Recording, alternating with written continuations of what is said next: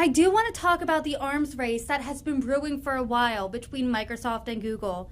Within his first weeks as CEO of Google in 2016, Sundar Pichai said Google would be an AI-first company. Fast forward to today, its top rival Microsoft is seemingly beating them in the AI fight. Why do you think that is?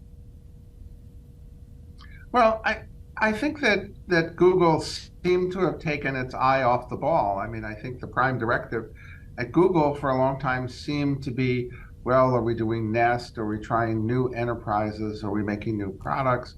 Are we making driverless cars? And I think Microsoft kind of saw an opening here.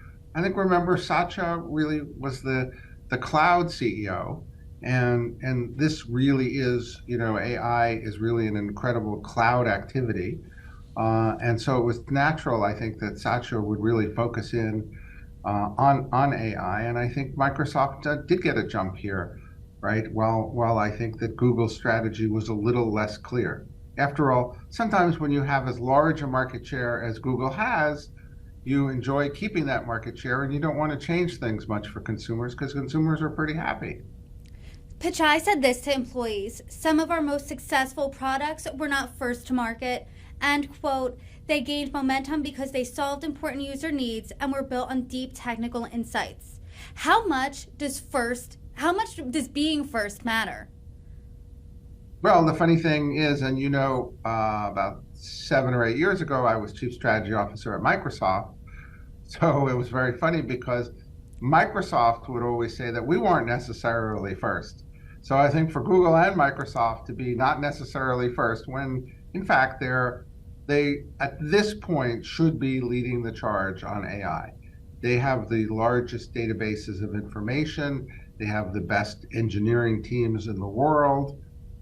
They should be in a pretty good position, to lead this and to develop this. And remember, people attribute to AI a perfection that doesn't exist yet.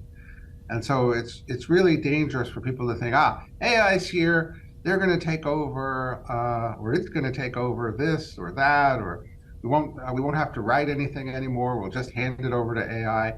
AI is still experimental, and how much we trust AI really turns out to be kind of a critical element in whether AI takes us in some very wrong paths or not.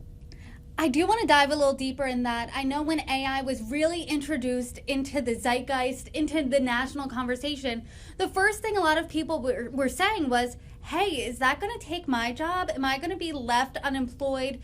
Will this make kids not want to do schoolwork? Will it cause cheating? What do you think AI looks like in the next 5 to 10 years? Well, unfortunately, the answer to most of those questions is yes. AI can really not directly take jobs in the same way that it will reduce the number of person hours that are really required to complete a lot of tasks. So I don't know at what point AI will achieve perfection in a lot of these tasks, but it sure is able to do first drafts of a lot of, we have in fact a product itself that does the first draft of a news release.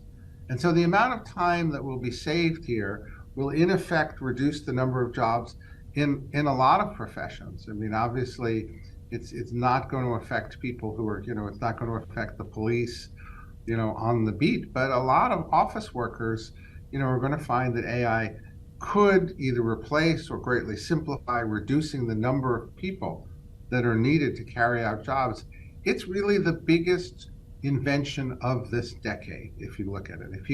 If you think that DOS was the greatest invention, of its time, followed by Windows, followed by really the iPhone, followed now by AI and the cloud as the major inventions of our time that make huge productivity gains.